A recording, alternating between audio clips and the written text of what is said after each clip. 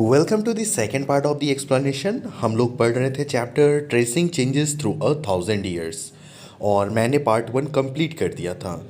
In case अगर आपने अभी तक पार्ट 1 नहीं देखा है तो आप जाकर डिस्क्रिप्शन चेक करें, वहाँ आपको पार्ट 1 का लिंक मिल जाएगा। आप वो वीडियो पहले देख लें, फिर आप ये पार्ट सेकेंड देखना, ठीक है। तो चलिए अब हम पार्ट सेकेंड स्टार्ट करते हैं। न्यू एंड ओल्ड टर्मिनोलॉजीज़, ठीक है। न्यू और ओल्ड टर्मिनोलॉजी का मतलब होता है कि पुराने वक्त में किसी चीज़ को किसी और नाम से पुकारा जाता था और नए ज़माने में जो कि अभी मॉडर्न चल रहा है तो अभी किसी और नाम से पुकारा जाता है, ठीक है। अब हम लोग लाइन बाय लाइन देखते हैं इसको। Historically record exist in many languages but we observe that these languages have change over the years. For example, medieval Persian is very different from modern Persian. These changes have occurred not only in respect of grammar and vocabulary but in the meaning of word also, ठीक है। तो यहाँ पे कहा गया है कि जो हिस्ट्री है ना वो बहुत डिफरेंट डिफरेंट लैंग्वेजेस में लिखा गया है और बता रहा है कि जो पुराने ज़माने के लैंग्वेज थे वो नए ज़माने के लैंग्वेज से बिल्कुल अलग है, ठीक है, और उनका मतलब भी अलग है, ठीक है। तो यहाँ पे for example the meaning of the term Hindustan has change over the centuries in many ways. तो ये वर्ड है हिंदुस्तान, हिंदुस्तान का मॉडर्न नेम है इंडिया, ठीक है। तो ये हिंदुस्तान वर्ड भी ना समय समय पे चेंज होता गया, ठीक है। The meaning of the term Hindustan has change over the centuries in many ways. In 13th century AD, Minhaj e Siraj, a Persian writer and historian, meant by Hindustan the area of Punjab, Haryana, and the land between the Ganga and Yamuna. He used the term in a political sense for lands that came under the Delhi Sultanate. Minhaj i Siraj एक Persian writer थे। तो उन्होंने हिंदुस्तान, उनके लिए हिंदुस्तान था कि जो area है ना अभी हमारा पंजाब, हरियाणा और ये जो the land between the Ganga and Yamuna, और जो ज़मीन जो गंगा नदी और यमुना नदी के बीच में आती है उन्हें ये हिंदुस्तान बोलते थे उस वक्त, ठीक है, 13th सेंचुरी में, ठीक है। फिर आगे देखते हैं। In the early 16th century Babur used Hindustan to describe the geography, the fauna and the culture of inhabitant of the subcontinent.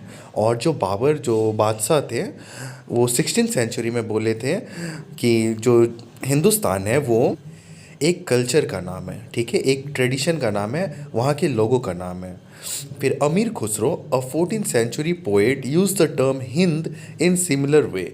और अमीर खुसरो एक पोएट थे 14th सेंचुरी के, वो भी हिंद वर्ड का इस्तेमाल किए थे सिमिलर वे एज बाबर, जैसे बाबर ने इस्तेमाल किया था एक कल्चर, एक लोगों के बारे में, तो उसी तरीके से अमीर खुसरो ने भी किया था। It did not have any political meaning, और इनका पॉलिटिकल मीनिंग से कोई लेना देना नहीं। जैसे कि अभी क्या होता है, अगर कोई बोलेगा हिंदुस्तानी तो हम लोग के माइंड में क्या आता है, हम लोग में माइंड में यही आता है ना कि हिंदुस्तानी मतलब कि we the people of Indian के बारे में बात हो रही है। तो सेम 16th सेंचुरी में और 14th सेंचुरी में भी ऐसा ही था। But today, we understand Hindustan as the modern nation state. The term does not carry political and national meaning. तो आज के ज़माने में हिंदुस्तान का मतलब कोई ऐसे पॉलिटिकल और नेशनल मीनिंग नहीं है। हिंदुस्तान से समझ में आता है कि हमारा इंडिया को ही हिंदुस्तान कहा जा रहा है। Similarly, the term foreigner had a different meaning from what it has today. Foreigner का मतलब होता है जो विदेश में विदेशी लोग होते हैं उनको हम लोग फॉरेनर कहते हैं, बट पहले इसका अलग मीनिंग होता था। It is use today for someone who is not Indian, और आज के ज़माने में इसका इस्तेमाल होता है कि जो इंडियन नहीं है। बट इन मेडिवल पीरियड में foreigner means a stranger who was not associated with the villages और टाउन ड्वेलर्स। ही और she was not a part of a village, society और कल्चर, ठीक है। तो फॉरेनर का मेडिवल पीरियड में मतलब होता था कि ऐसा लोग जो समाज से बाहर के हैं, मतलब कि जो दूसरे गांव के रहते थे तो उन्हें फॉरेनर कहा जाता था। In Hindi, the term Pardesi might be used to describe such person, and in Persian, Ajnabi. तो जो फॉरेनर होते हैं उनके लिए हम लोग बोलते हैं ना, परदेश से आया है परदेसी। तो परदेसी होता है जो बाहर से कहीं आते हैं, ठीक है। तो वही परदेसी वर्ड को पर्शियन में कहते हैं अजनबी। Notably, two person living in the same village or town was not foreigner to each other, even though they had different caste and reason. तो ये बात है कि जो दो लोग अगर सेम विलेज और टाउन में रहते हैं तो वो उन्हें फॉरेनर नहीं कहा जाएगा, ठीक है। आई होप आपको ये ओल्ड एंड न्यू टर्मोलॉजी जो टॉपिक है वो अच्छे से समझ आ गई होंगी। अब हम लोग आगे की ओर पढ़ते हैं। आगे हम लोग पढ़ेंगे historians and their sources. Historian and their sources में हम ये पढ़ेंगे कि इतने हिस्ट्री का बात हमें कैसे पता चला। मतलब कि कोई ज़िंदा तो नहीं होता है ना, 100, अगर कोई ज़िंदा भी रहता है तो मैक्सिमम 100 साल तक रहता है। तो वो कैसे हम लोग को हिस्ट्री के बारे में हज़ारों हज़ारों साल पहले के बारे में पता चला, ठीक है। तो उसके बारे में हम लोग पढ़ेंगे। Historian and their sources, clues and evidence on the basis of which we write history as known as sources। तो सोर्सेज का मतलब क्या होता है? सोर्सेज का हिंदी में अगर मतलब जाने तो ये है कि हमें हिस्ट्री के बारे में पता कहाँ से चला, तो उसी को सोर्स बोलते हैं, ठीक है। Clue and evidence on the basis of which we write history are known as sources. Historians use different type of sources to learn about the past. Historians जो थे, जो हिस्ट्री की पढ़ाई करते हैं उन्हें हिस्टोरियंस कहते हैं, ठीक है। तो जो हिस्टोरियंस थे वो बहुत टाइप के मतलब चीज़ों को पढ़कर वो पास्ट के बारे में, पास्ट जो बीत गया उनके बारे में पता लगाते थे। The source they choose depend upon the period of their study and the nature of their investigation. Likewise, the ancient period, the source of this period can be divided into archaeological and literary source। तो mainly हम लोग source of history को दो part में divide करते हैं, ठीक है। पहला है आर्कियोलॉजिकल सोर्स और दूसरा है लिटरेरी सोर्सेज, ठीक है। तो आर्कियोलॉजिकल सोर्सेज में हम लोग वैसे चीज़ों को देखते हैं जो, जैसे कि कोई बिल्डिंग, ठीक है, कोई कॉइन या कोई आर्ट या आर्टिफैक्ट्स या फिर कोई स्कल्प्टर या फिर मॉन्यूमेंट, ठीक है, ऐसे चीज़ों को देखते हैं। स्कल्प्टर, ठीक है, आप समझ रहे हो ना, मतलब कि जो बनाई गए हैं हाथ से पास्ट में। और लिटरेरी का मतलब ही होता है चीज़ें जो पढ़ाई लिखाई से रिलेटेड हैं, ठीक है। तो लिटरेरी सोर्स, तो एक तो है आर्कियोलॉजिकल सोर्स, जैसे कि बिल्डिंग को देख के हमें पता चलता है कि ये इतने पुराने हैं। और फिर लिटरेरी सोर्स जो लिखा गया है, जैसे कि महाभारत, रामायण, ठीक है। तो अब हम लोग लाइन बाय लाइन पढ़ते हैं और अच्छे से समझने की कोशिश करते हैं। Archaeological sources. Archaeology is the study of past cultures and period of history by examining the remain of building and the object found beneath the ground। तो आर्कियोलॉजी होता है ना, वो स्टडी होता है, और इस स्टडी में हम लोग पास्ट के बारे में पढ़ाई करते हैं। मतलब कि पास्ट में क्या क्या था, कैसे था, लोगों का कल्चर क्या था, ये सभी के बारे में जो पढ़ाई करते हैं ना, उन्हें कहते हैं आर्कियोलॉजी, ठीक है। तो आर्कियोलॉजी में हम लोग को चीज़ें कैसे पता करते हैं, तो एक तो बिल्डिंग, फिर जो चीज़ें ज़मीन के अंदर से मिलती है उन्हें जब वो मिल जाती है ना, तो उनको एग्जामिन करके हम लोग पता करते हैं पास्ट के बारे में। Among archaeological sources, exploration and excavation of the medieval towns।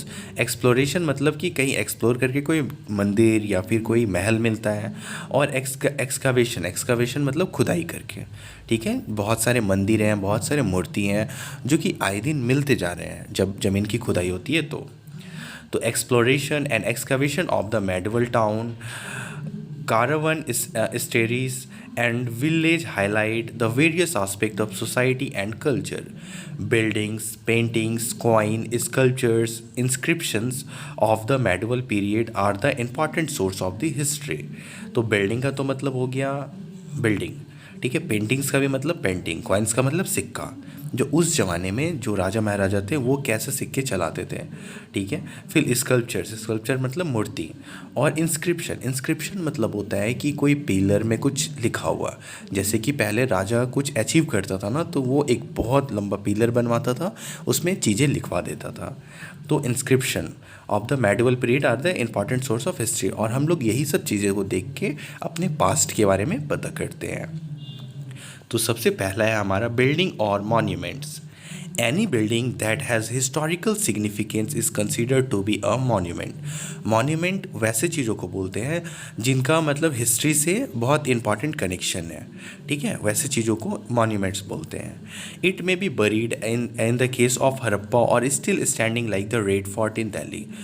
तो ये जो मॉन्यूमेंट है ये ज़मीन के अंदर भी हो सकते हैं। ज़मीन के अंदर एक शहर पाया गया था जिसका नाम था हड़प्पा, ठीक है, और उस वक्त के सिविलाइजेशन को हड़प्पन सिविलाइजेशन कहते हैं, जिसके बारे में आप पढ़े होंगे क्लास 6 में। और still standing like the Red Fort in Delhi, और फिर रेड फोर्ट जो दिल्ली में है वो जीता जागता एग्जाम्पल है। The building may be in the form of temple, fort, palaces etcetera. और जो ये बिल्डिंग है ये कुछ भी हो सकता है, ये कोई टावर हो सकता है, ये कोई किला हो सकता है, ये कोई होटल हो सकता है, या फिर कोई मंदिर हो सकता है। They provide useful information about the development of art and architecture as well as the social, political and economic life of the people of those days। और इन सारी चीज़ों को हम पता लगा सकते हैं कि कैसे उस वक्त के लोग रहते थे, वो रहते कैसे थे, उनका पॉलिटिकल सिस्टम कैसा था, यानी कि उस वक्त राजा कैसे बनते थे, और इकोनॉमिक लाइफ यानी कि वो सब अपना गुजारा कैसे करते थे, वो सब कमाते थे कैसे। Some important building or monument of this period are the Qutub Minar, बुलंद दरवाज़ा, रेड फोर्ट, ताजमहल एक्सेट्रा। तो यहाँ पे कुछ कुछ मॉन्यूमेंट है, इंपॉर्टेंट मॉन्यूमेंट। इनको जब आप पढ़ोगे, इन्हें जब देखोगे और पढ़ोगे तो आपको पास्ट के बारे में बहुत जानकारी मिलेंगी। अब सेकंड सोर्स ऑफ हिस्ट्री जिससे कि मतलब हमें हिस्ट्री के बारे में पता चलता है वो है paintings and other artefacts.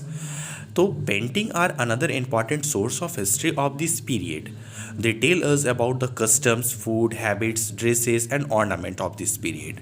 We have found various school of painting that flourished during this period. Other artefact include sculptures, pottery, ornaments etcetera which give valuable information of this period. तो painting जो हम लोग देखते थे ना उस वक्त के ज़माने में, तो उस पेंटिंग को देख के पता चलता था कि लोग क्या पहनते थे, लोगों का खान पान कैसा था। और फिर आर्टिफैक्ट्स जैसे कि स्कल्पचर्स, मूर्ति देख के पता चलता था कि लोगों का सोच कैसा था। फिर पोट्री मतलब कि खाने वाने बनाने का बर्तन, ऑर्नामेंट्स यानी कि गहने एल्सेट्रा, ठीक है। तो ये सभी चीज़ों से हमें पास्ट के बारे में बहुत ज़्यादा इन्फॉर्मेशन मिलता है।